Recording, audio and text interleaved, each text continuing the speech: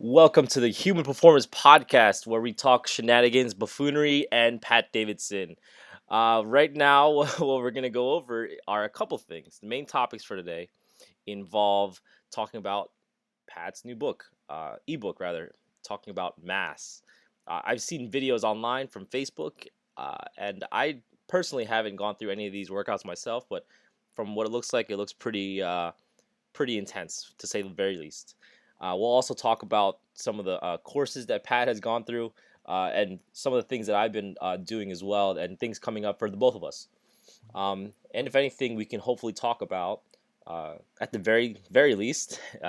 This can take many hours. Is stress.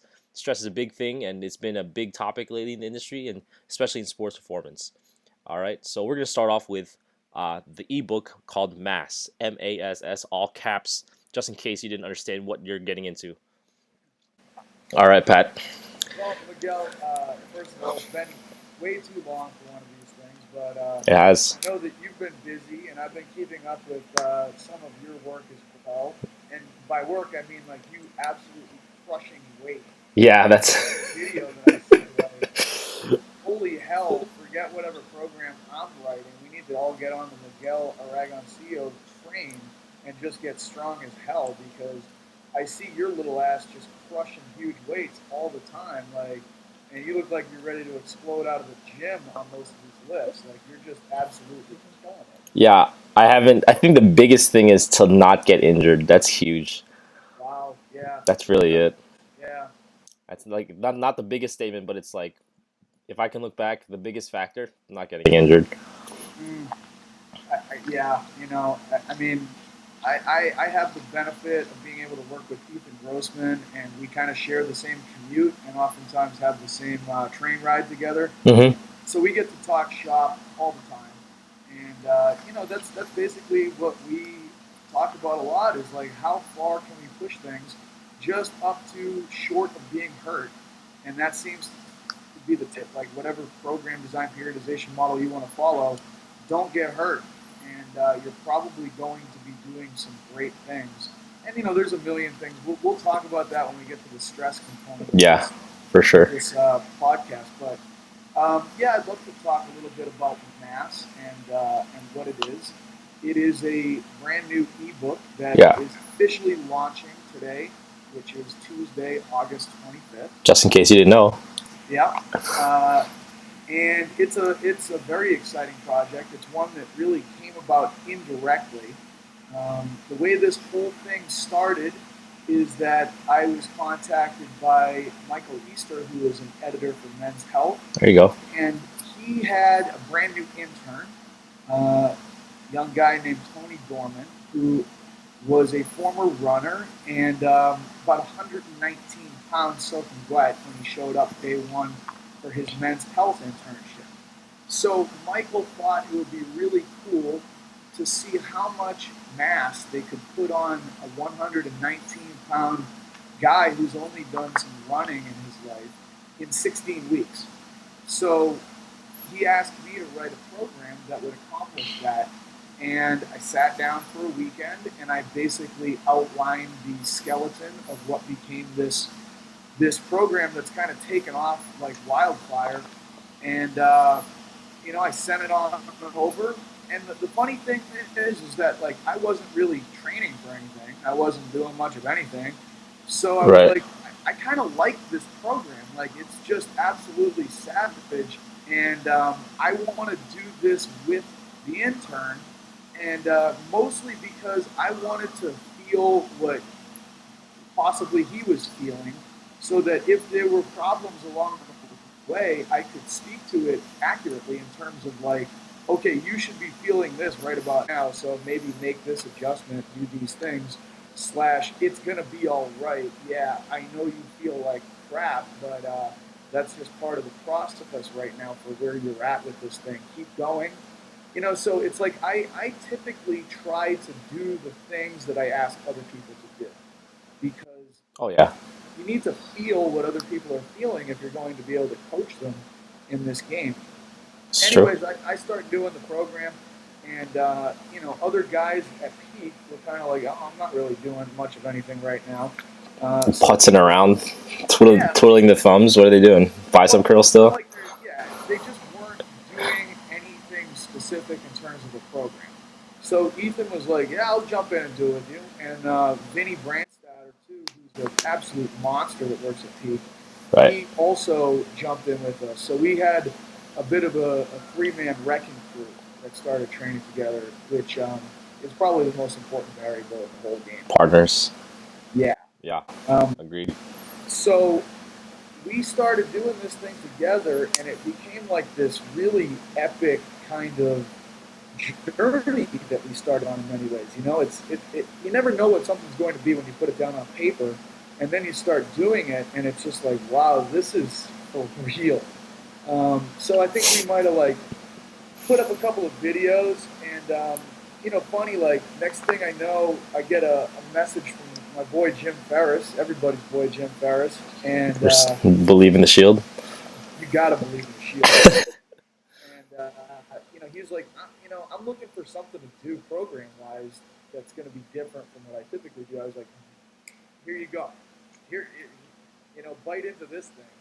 So he started doing it, and like once you do that first workout in this thing, you're like, wow, what the hell did I just step into here? This is completely outside of that which I've been doing, and I just got my ass handed to me in a ferocious manner. Right. So, of course, everybody's gonna love battles. What can people expect in like the first week? Like, obviously, if you get the book, you're gonna get the whole thing. But if somebody was like, "All right, what is it? What was that?" So Yeah. it's a 16-week training program that's divided into 4 phases. Each phase is 4 weeks. Okay. So the first phase begins with 10 exercises that are performed in a circuit, Mm-hmm. and it is 30-second on, 30-second off work to rest ratio. The exercises are selected so that you can actually do them. You know what I mean? Like if I picked like deadlift, squat, RDL, like you wouldn't be able to actually do that. Yeah. It would work because your legs would just get crushed 3 sets in a row. So we had to do some tinkering in terms of like what is the right 10 exercise combo that actually lets you be able to attack each exercise. So it's kind of like which muscles are left that haven't been crushed by the previous exercise that can work on this set. Um, but 10 exercises, 30 on, 30 off, 3 rounds. It takes exactly 31 minutes because in between rounds you have a 1 minute break. Like when you get done with exercise 10, before you do exercise 1, it's 1 minute off. Um, so it's very time efficient, and the density of it one is off the charts. Now, like in the book, I kind of describe the thought process in terms of exercise selection, the Yeah. way that the phases work together. So it's kind of like from an exercise variability standpoint, you start off with phase one being the highest amount of exercise variability. You have 10 exercises, 10 different movements that you're doing. By the time you get to the last phase, you Ah. have reduced your exercise variability to the lowest level. Like there's 4 big exercises that you do by the end. Was that 4 or 2? I missed that. Just you just lagged a little bit. Was that? Oh, sure. So you start phase one has the greatest amount of exercise variability. It's also, if you think about it from like a strict definition sense, the lowest intensity. It's the Yeah. highest volume, lowest intensity, greatest variability. That's kind of the way I'm organizing Yeah. things these days. As intensity increases, exercise variability decreases. That makes Okay, sense. so if you're going to get strong, that means you have to focus on a few things. You can't do a million exercises and get strong. You're sending too many messages at the brain. You have to figure out what exercises are the ones that you want to invest in for maximal strength. And so by the time you get to like the last 2 phases, phase three and phase four, you are squatting, deadlifting, pressing horizontally, and pressing vertical or quasi vertical like an incline. Mm-hmm. And that's it for your I get you. Okay. okay. The the work to rest just changes towards shorter work and longer rest as the phases progress.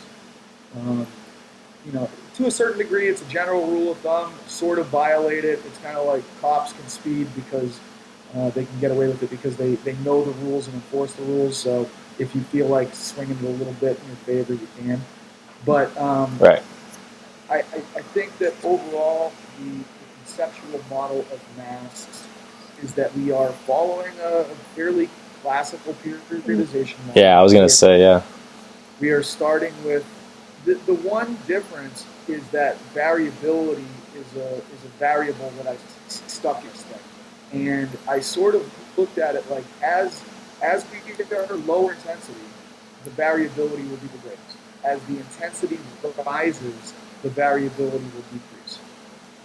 And I think that makes a huge difference in the overall outline of programming. Right. That just It's, makes sense. it's thinking about a general concept to guide you.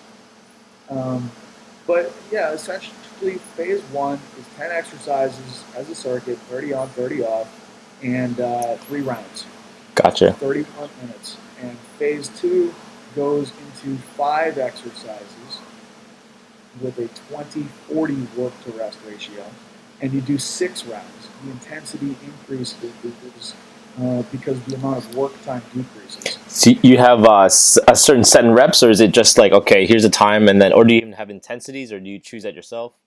There's guidelines with that. Okay, So if gotcha. you're in week, well, the whole phase one, the general rule of thumb is you want to pick a load where you can get about 15 reps.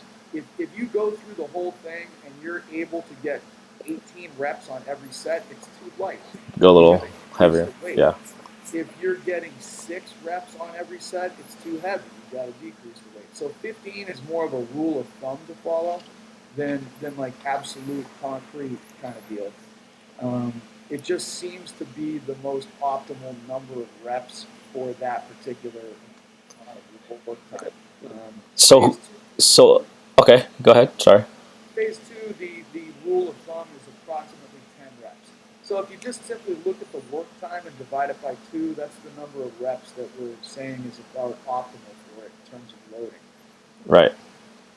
And we're just gonna. It seems like it's a brutal program. I mean, any density type program, it's time efficient. You get a lot of work done in a little amount of time. Uh, a big question here is, who is this suited more for? It seems like a more of an intermediate type of a guidelines for lifters. I don't know if beginners. I don't know. Feel free to tell me I'm wrong about that. Well, I think that we get so caught up in like uh, these textbook sort of definitions of Yeah. things. Like this is an appropriate program for advanced athletes. This is an appropriate program for beginners. Um, I think that I can just speak by the results that we've been looking at from people that have done it, and most namely, like you got to remember, like this whole program was written for one person. Right. Right. Right. It was written for one kid. That makes Uh, sense. and so what happened to him? Well, he gained 18 pounds of muscle in 16 weeks. And this is someone that started off at 119 pounds. So it's not like a 200-pound guy gained 18 pounds How of old muscle. is this guy? 23 years old. 12 years old. Okay. I mean, you're talking about someone with zero training experience who had zero injuries on this program. How much Chipotle was he eating? Honestly, come on. I don't know, like the guys over at Men's Health guided him with his nutritional Oh, okay. information, and I helped him out a little bit, but the only thing I kept telling him was more food on the plate, more weight on the bar. Especially for And zero training age, for sure. yeah, and so here's why I think that this thing here's what you have to watch for in this thing, and here's where you don't have to watch out. And this goes back to what we started our talk off with, was avoiding injuries. Right. Um, the first phase doesn't hurt anybody. And quite honestly, I've run many clients that I have at Peak through this thing. And, these are people that are not athletes by any means. These are regular people. And, you know, I'm sort of an experimental kind of guy. I just want to see if things work, and I need a sample size Right. to figure that out with. Nobody gets hurt in the first place. And I think the reason for that is because the exercise variability is very high. The load is a little bit lower, and the variability is tremendous. Where people start getting hurt is in phase two because the variability of exercise is reduced. The load increases, but I think it has more to do with reduction of different movements than anything else. The other thing is that it's like you're 6, 7, 8 weeks into it while you're going through phase two. Now you talked about while we're talking about exercise selection, the thing that's in my head is what we're is involves the thought process of a self-limiting exercise. I think I've seen you doing like a trap bar deadlift mixed with a goblet squat variation. That's phase four. Okay, all right. So that's obviously later on, but when we're thinking about that, I mean, goblet squat doesn't seem that like intensive at all. Like, Anyone in this program and finished phase four is just like the goblet squats are murder. Why are the goblet squats so bad? yeah, Like, you know, maybe because you end up doing 200 of them in the workout by the 16th week while you're still pulling a pretty heavy trap bar for 10 rounds. right. Um, the goblet squats ruin you. High rep squatting just ruins you. It's absolute murder. Um, but it's Yeah, like I'm just thinking about if we have a self-limiting exercise, what is uh, the best exercise selection for this specific anyone really, like if you have somebody who has no experience with XYZ and then they go like, okay, goblet squat and trap bar dead or whatever else it may be. let me you know let me tell you the thought process in regards to exercise selection that I Yeah, I use. think that was a few questions on Facebook too. So Yeah. So, and this is very clearly stated if you read this thing too. okay, Do not try to pick complicated exercises. right. The like what I had Half kneeling, one arm cable press, blah blah blah blah blah. not do that. Yeah, this is a stress bomb. This is a fatigue driver. You have to pick. My thought process is, what what would a caveman pick for movements? Pick those. Yeah, Like just things that you don't have to think about at all. Shut your brain off and just hammer out work. My general guidelines were: do not do anything unilaterally. Do not do anything that requires stabilization. Just pound. stabilization like machine work. You're saying, or like, Machine work is fine for this. It's like just don't do anything where you're going to be limited by like thinking about balance or thinking about joint positioning about those things. This is not meant for that. This right, is meant for you to drive stress in mechanical work. What are the things that will allow you to accomplish the most mechanical work per unit time? Those are things that you don't want to have a foot up behind you where you have to in between like switch halfway in the round right, right, right. foot up on a already Bench or right. like no just pick the dumbest possible exercises that will load you up pretty good that you can just mash on. Right. I think that there's some validity in choosing uh, a less cortical minded exercise, because if you're thinking about like external rotation, this movement here, breathing there, then it's just going to be an issue. Just like, I mean, just like when you're lifting heavy weights in competition or doing something in a sport, like same idea. Like you don't want to, you're not thinking about it, you're just doing it. So What I've been trying to do, and I think it's fairly successful, is just separate that which is mechanical work from that which is frontal cortex work. You know, a lot of thinking. there's a time to think, find, feel, and there's a time Hmm. to turn off the brain and work and just separate fitness from learning. They're not the same thing. They're complete opposite ends of the spectrum. Um, Training is doing things in an unconscious manner. Right. I agree. So this is attempting to get as unconscious and stupid as you possibly can, and just drop the all-time stress bomb, fatigue bomb on your system. So it's safe to say that this is not an exercise made for somebody who has a current injury or anything along those No, lines. no, no. Like, Gotcha. here's what I would say in terms of not doing this program. Right. If you are trying to peak for a specific competition, do not do this program. If you are someone who is recovering from an injury, do not do this program. This is like if you're healthy and you are looking for GPP type stuff, Right. this is going to destroy every system that will be involved with your ability to display general physical preparedness. Including your emotional. Oh boy, yeah. Doing this with training partners was crucial because most Pushing. days that I trained were days that I did not want to train. And Any reason why, or is it just like the first day was brutal, the second day was worse, the third day I didn't feel like getting out of bed? well, Ethan, Vinny, and I, we wanted to actually test the limits of this thing. So the recommendations are to do 4 days a week for phases 1 and 2. So we did 6. And That's fair. we took this thing on the road with us. We did it in Nebraska. We did it in Boston. We've done this thing all over the place. And I think I saw Kevin Neal doing it in what, Lake Placid area. yeah, that's the beautiful thing. You don't need anything fancy for this thing. There's like I give you the recommendations for how to modify this thing based on almost whatever gym you could possibly find yourself in. Are you a strongman athlete? Here's the strongman template. Um, Mm-hmm. are you a garage hero? Here's the garage template. I like that Garage Hero. Yeah.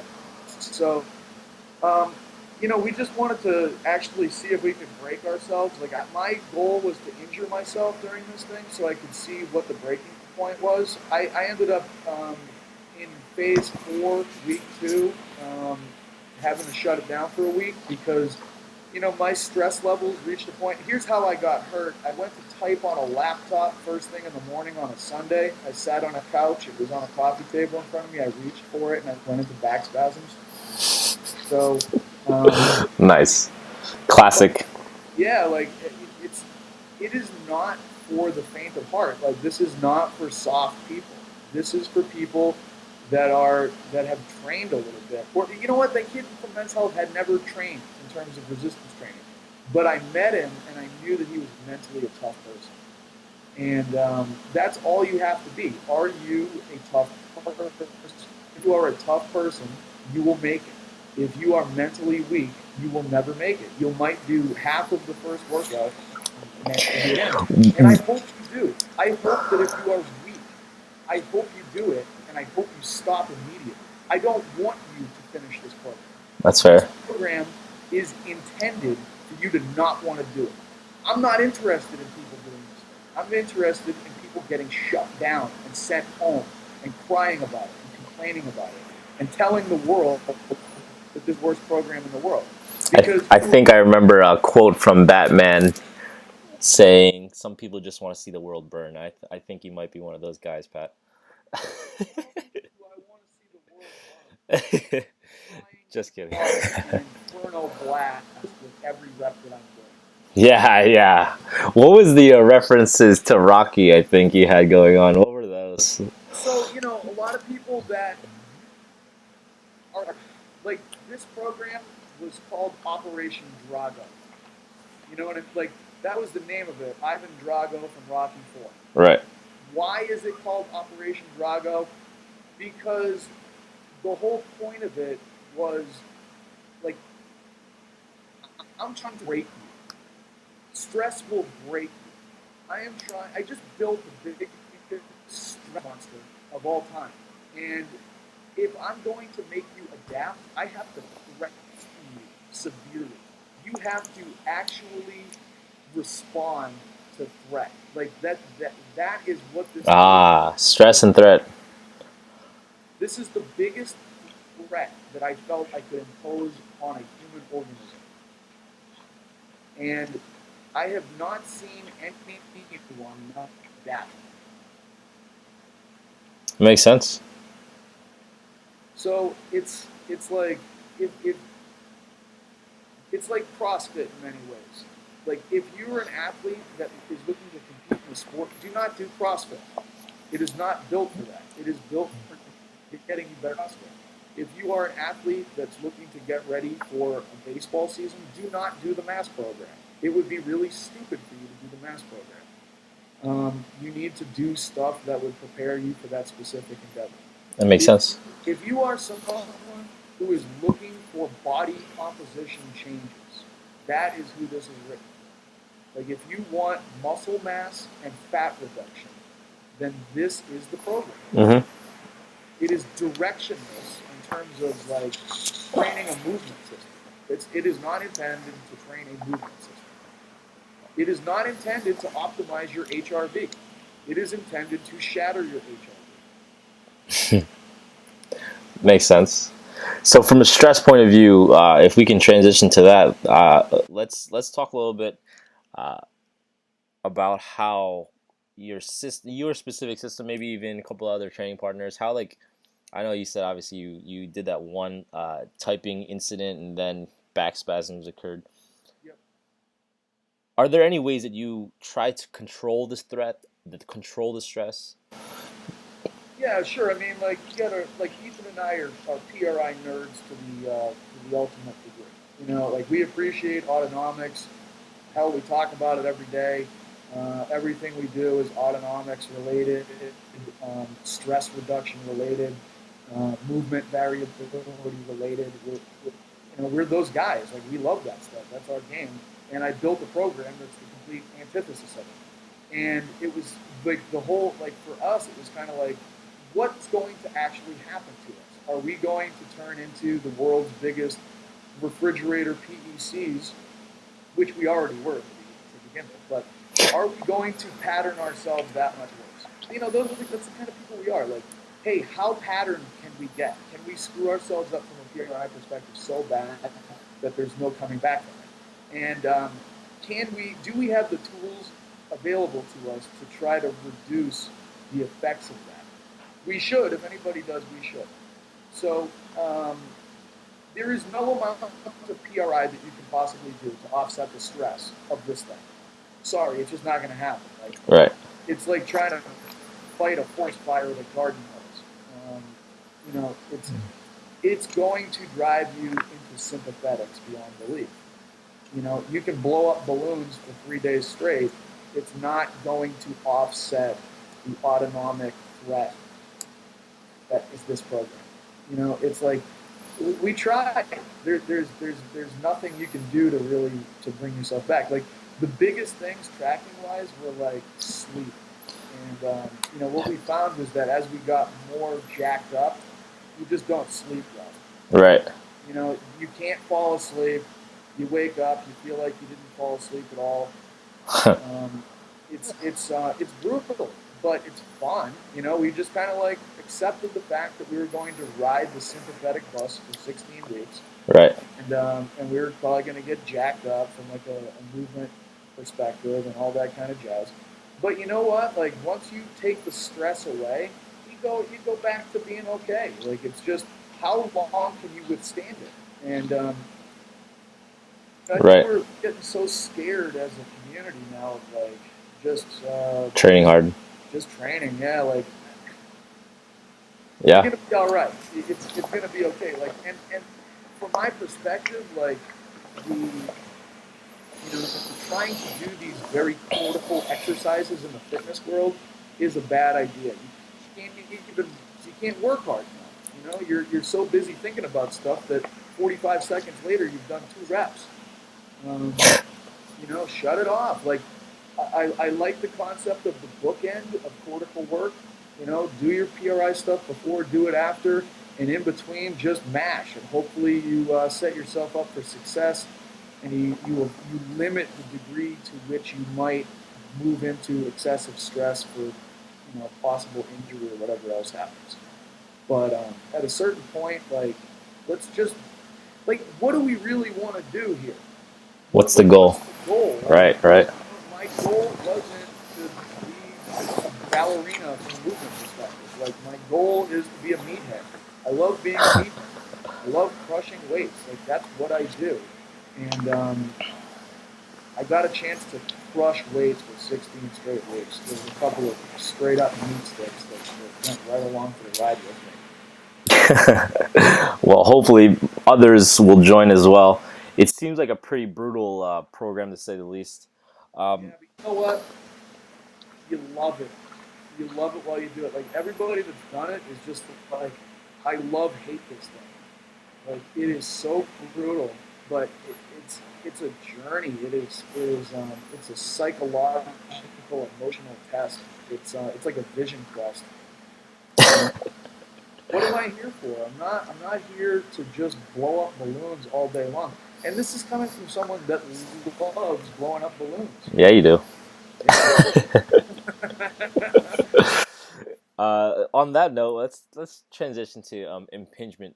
I think you were just at that course recently at iFast.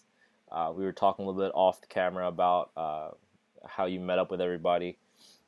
Just talk a little bit about, has anything changed in terms of the material taught? Has anything been adapted, etc.? Well, I mean, it's always hard for me to say. Like, this is the third time I've taken I&I. Second time with Mike Cantrell. I took it with Ron in April, which Yeah. was a very interesting course. But yeah, there were a couple of things that I learned that I didn't know before, and I think a lot of people are in the same camp as me in regards to bilateral BC, which for the typical person, you see a right BC pattern Right. where their anterior right ribs are internally rotated Yep. and they're unable to expand their right apex of their lung on the inhale phase. And I always just figured that the bilateral BC was like double rib flare. Yeah. Like so, right BC is right down, Uh left huh. up, and I just figured it was Both up. Right. both up. And really, Mike Cantrell did a great job of clearing that up. Where a bilateral BC is still this. It's not this. How It's a so?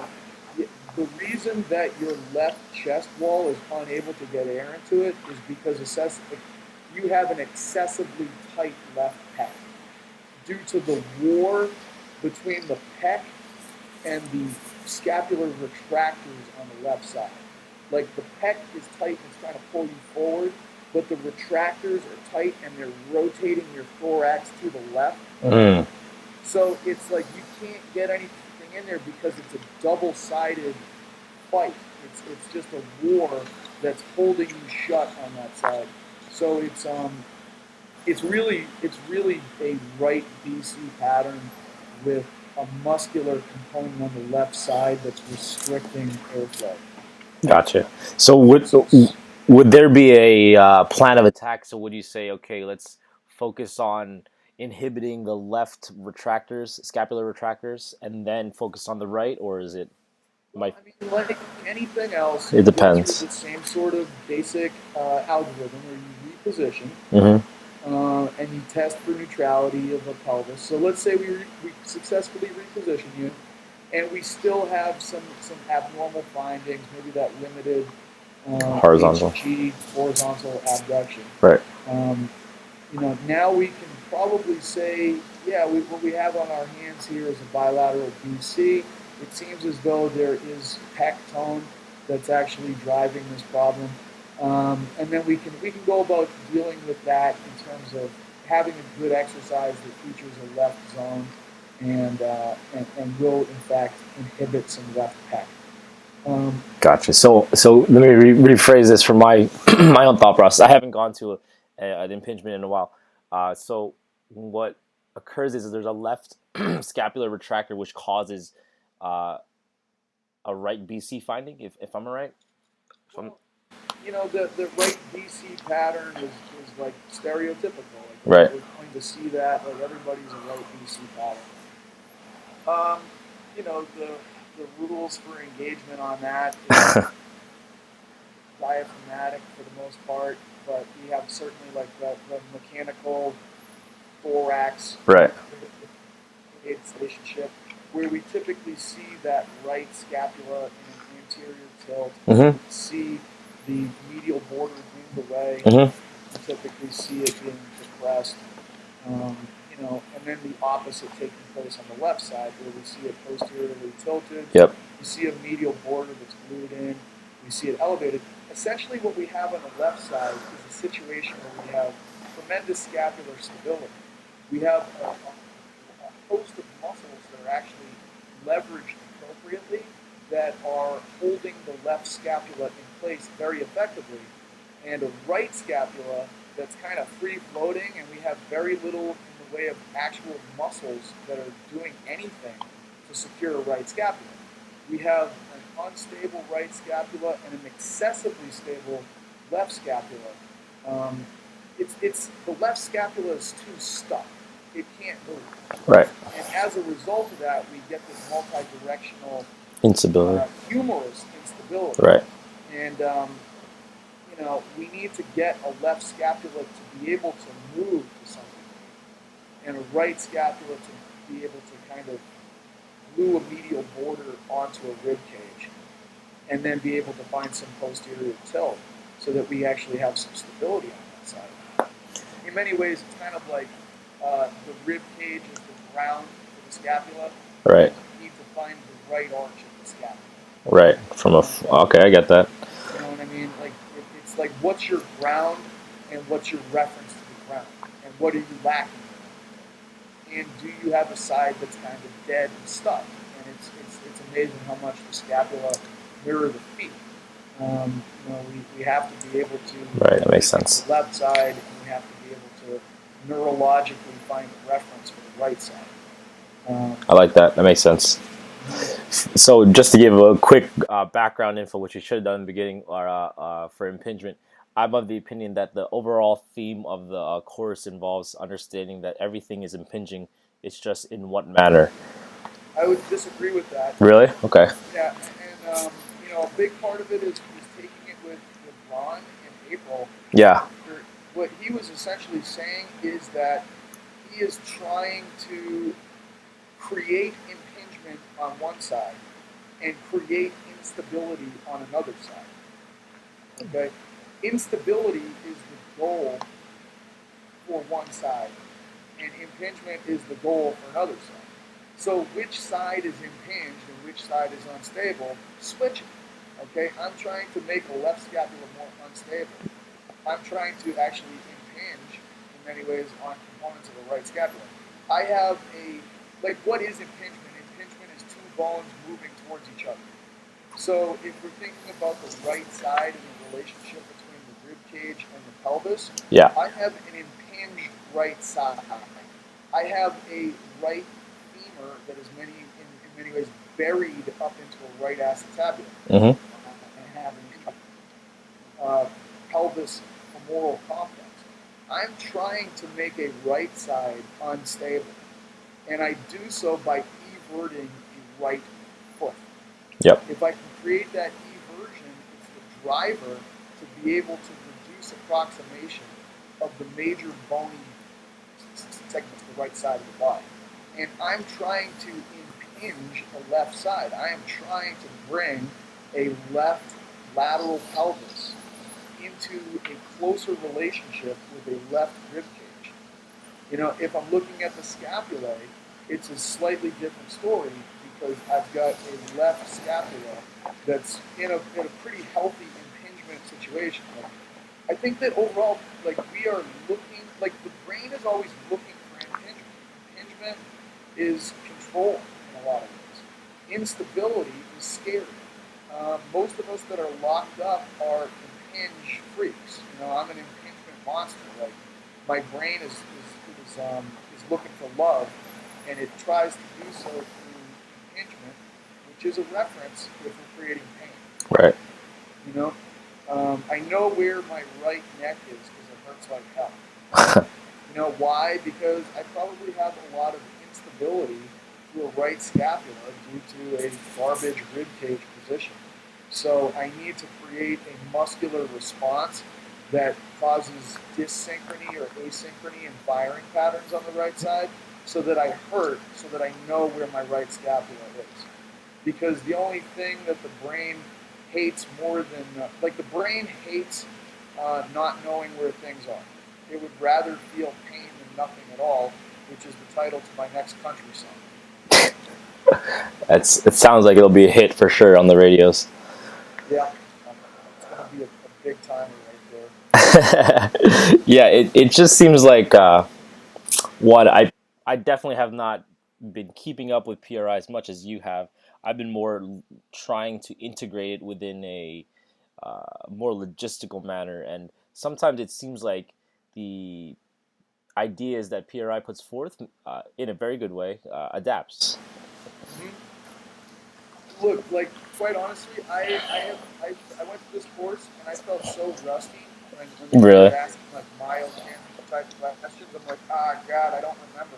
And the reason is because I've been doing exactly what you've been doing. I haven't been looking at a manual in a while. Yeah. I've been trying to figure out how to actually utilize PRI concepts within a fitness environment that makes sense for a lot of people. Yeah. So, like the analogy that I've been trying to get across to our interns and to other trainers at Peak is that it's the Outback Steakhouse. Like, I like where this is going. yeah,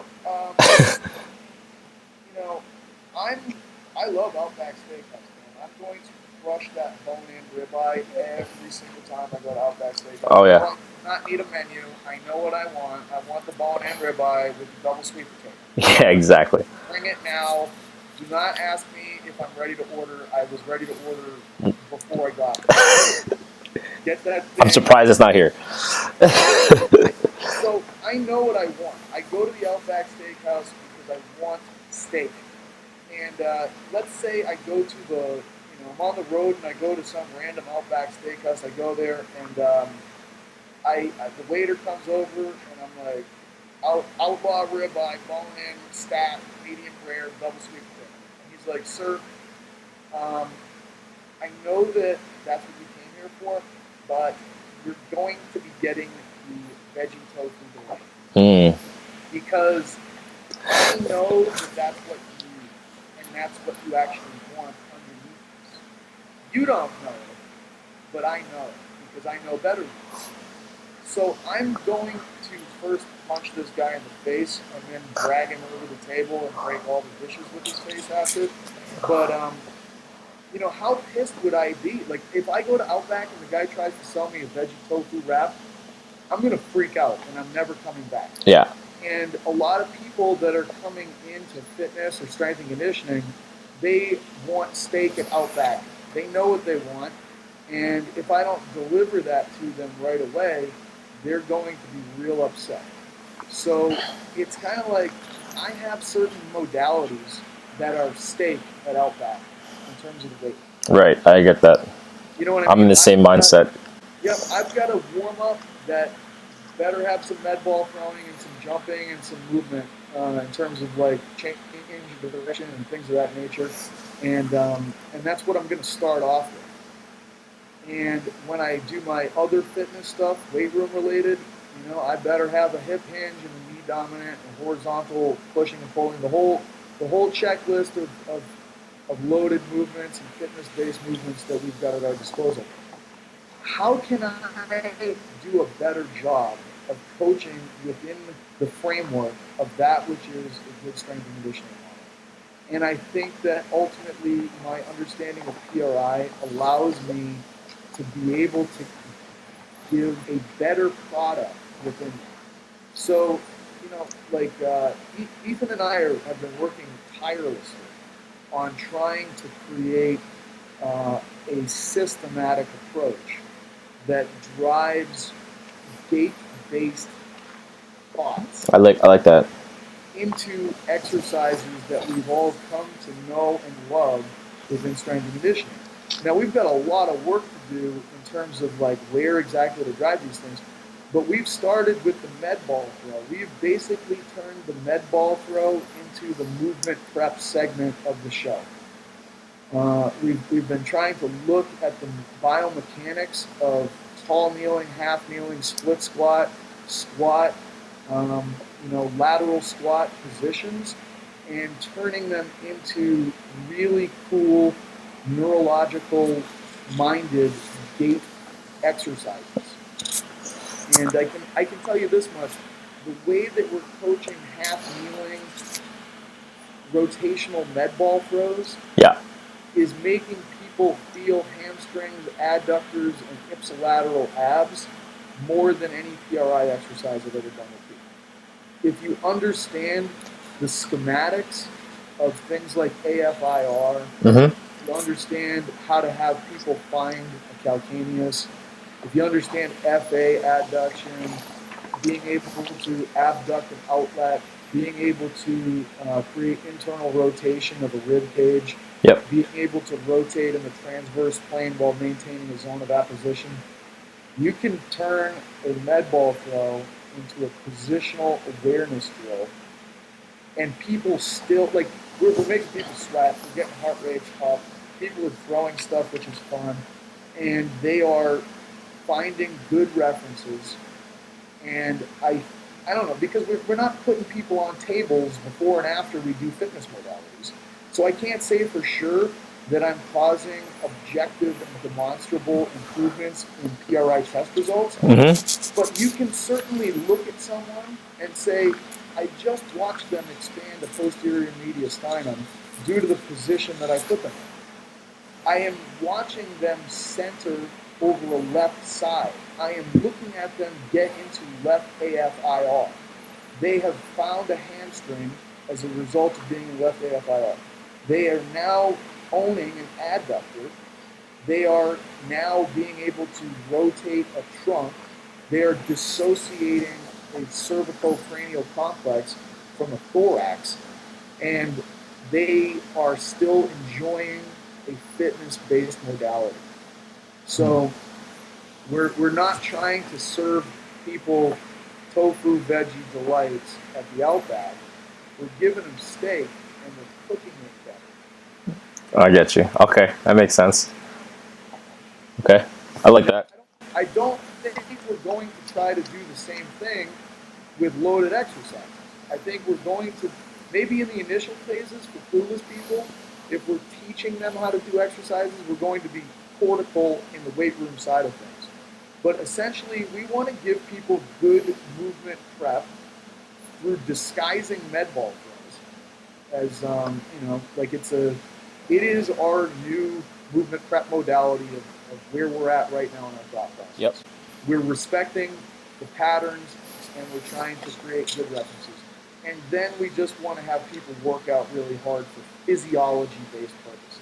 Like, we're trying to separate physiology from straight up cortical, anatomical reference considerations. That makes sense. We need to, working with Doug Kachigian is fantastic because he just says things that resonate with me. And one of the things that he discussed is physiological variability.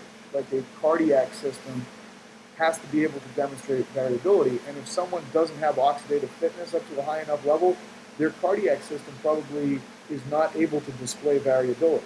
Like, if you're not fit, you will not be able to show much parasympathetic activity through analysis of the cardiac system at rest. So your cardiac system might be the limiting factor for your organism to display movement variability. Right, that makes sense. Your trigger's correct because you don't have a good enough stroke volume. So if we don't increase fitness to a pretty high level, we're never going to be able to help people with movement variability related concepts. Yep. So at the end of the day, if we are trying to deliver a high level, sorry, just plugging my laptop in. If we're trying to display a high level of fitness qualities, steak and potatoes, meat and potatoes, uh, would you say that a large chunk of the beginning is like an appetizer, and then we give them the meat and potatoes? Yeah, I mean, From a PRI point of view, I mean, we could definitely say, like, if you have half an hour, you got to do like something like the mass program and just get after it, and then worry about whatever happens afterwards. Yeah, I think it's it's the classical "it depends" answer, which I hate giving. Yeah. But if I've got someone, I need to feel comfortable that this person can display competency with exercise. Right. You know, can this person like can you deadlift and make it look like a good deadlift? Can you press and not be like a wet noodle with your arms? Like Right. just look good in the weight room, show good technique on big exercises, and I'll be pretty comfortable. But you get a lot of people that can't do basics very well, and you have to teach them how to do those things. I mean, just good old fashioned coaching. You got to coach people in the weight room at a high level so that you as a coach can feel comfortable in moving this person to more and more unconscious training. You know, I like that. uh, That's what I think too. Yeah, I will. Like, I have two rooms that I get to work at Peak. We have like a studio room with a wood floor and mirrors and mats and a wall for med ball throws. That is my cortical room. I want you to think in there. I'm going to challenge you to pay attention. I'm going to challenge you to demonstrate a lot of the PRI concepts of grounding and centering and breathing and control and being able to go into a reciprocal position with the left side mirroring the right side and vice versa. And once I'm done with that room, I want to go into another room where my weight room is, and I want to drive your physiology with patterns that I feel are ones that you can do without thinking about and still demonstrate competency, and ranges of motion that I feel like you can demonstrate without thinking about and display competency. I like Now, that. Yeah. yeah, and it might take me 4 weeks to teach you how to do a good exercise from every family of these fitness related exercises. But you know what? Like maybe it's because I'm from Team Bilateral. Maybe it's because I'm from Team PEC. Um, but I just like strength exercises that are generally speaking pretty bilateral. Like I'm sure I'm going to mix in unilateral stuff, but in the beginning, I'm doing things like trap bar deadlifting people, barbell bench press, barbell incline press, two hand rows, a lat pull down, um, Basics. planks. Yeah, I'm not trying to get fancy with fitness. I'm just trying to make fitness good hard work that people can display the basics in. And once you're able to display the basics and you've been doing it for a little while, maybe we'll get fancy down the road. But I want to get fancy in your movement prep, and I want to get dumb in your physiology, fitness related stuff. I want you to sweat and work hard, and I want you to see physiological adaptations that will be system specific. I want you to get stronger. I want your cardiovascular system to improve.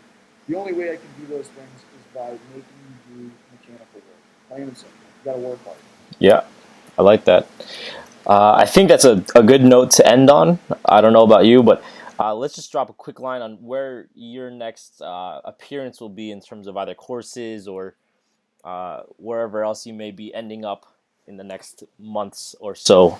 So I'm looking at doing the Val Musedkin, Roman Foreman, I believe is how you say that name. Roman Foreman.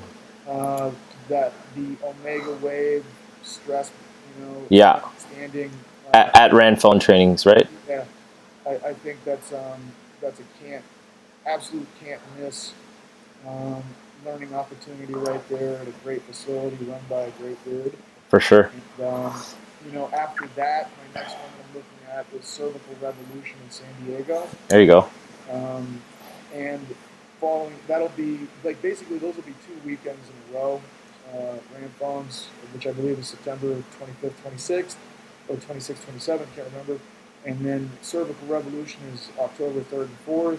And then after that, I'm looking at Postural Respiration with Mike Cantrell at the Arizona Diamondbacks facility in November.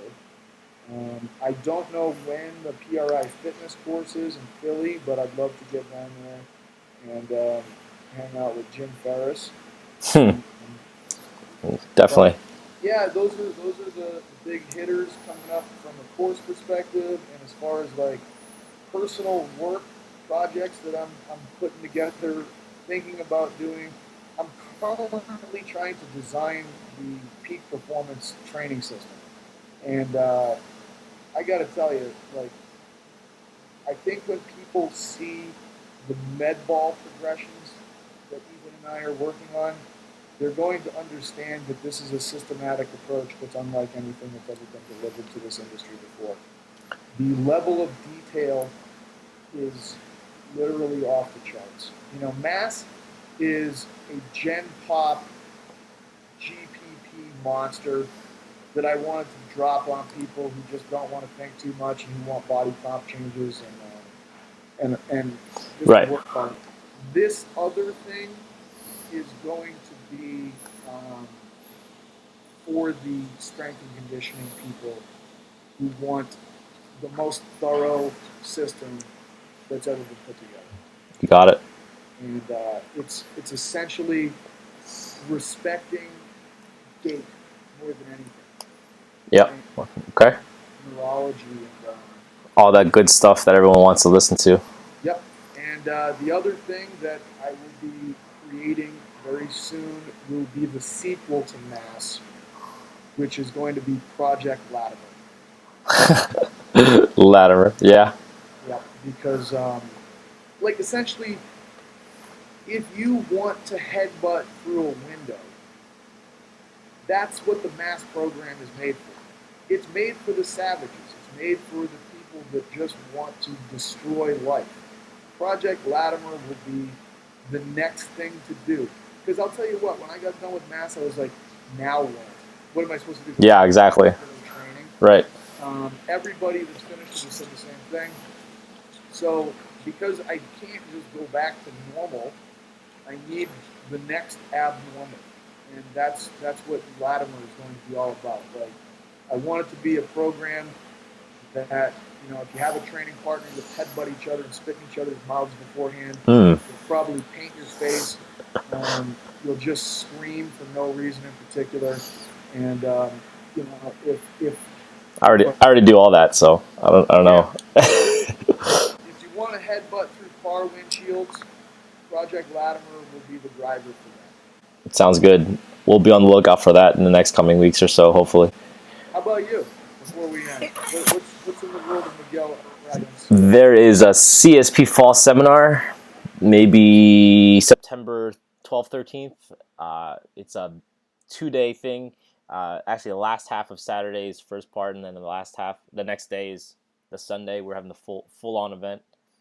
I'm talking about the cardio confusion that is occurring. I think we talked a little bit about it, and you talked about it a little bit, but I'll just be dispelling different myths about, you know, what's quality cardio versus, you know, just garbage stuff. So that's the idea, and how to differentiate between, you know, is this sports performance cardio, or is this like I think the better idea is this GPP oriented, or is this specific training is really what it is. So we'll be talking about that.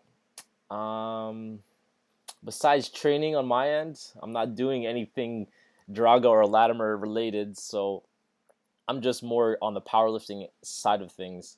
I'm going to see if I can attempt to set some records in upcoming months, but I don't want to talk too much about that until it happens, so I'll keep that on the DL for now and going from there. You know, it's interesting because I've gone and said that mass is a GPP thing and all that kind of jazz. Yeah. You know, quite honestly, I think that most people that are from a powerlifting standpoint would see their numbers absolutely skyrocket if they did this program. For sure. You know, it's like we get so nitty gritty, and dude, like Vinny, that I train with, you know, he went through this thing, and he's a strong kid, anyways. But I mean, like the last week that I trained with him, he pulled a 515 trap bar for 22 reps, and back squatted 515 for 8. Like really good, clean reps that were deep. You know, he was not near those numbers beforehand. And why 515 for 22? Because we can't put more weight on the bar. That's the limit of that bar. Like we need bigger bars. But gotcha. you know, if you've ever read any Charlie Francis stuff, I really heard Louis Simmons talk, but GPP is probably the thing that everybody is lacking, doesn't want to admit to, and probably would get significantly better with a huge dose of it dropped on Yeah, for it. And sure. I basically would challenge any elite lifter to not get significantly stronger by actually doing the mass program. Maybe I'll try it after I'm done on my attempts at records. I shaved the flow off in a declaration of becoming more serious. I was feeling too soft with all that hair. So You know, I kind of miss it. I like the double tailpipes in the back too. That was some serious flow. it was literally touching the bottom of my neck. So I was like, all right. I saw some pictures. I was like, okay, it's gotta go immediately. Snap judgment, go. Bad decision. You are more hydrodynamic now. I'll be faster. Yeah, Yeah, still though. Anyway, yeah. for anybody that wants it, Rebel Performance is You the got place it. to go to for mass.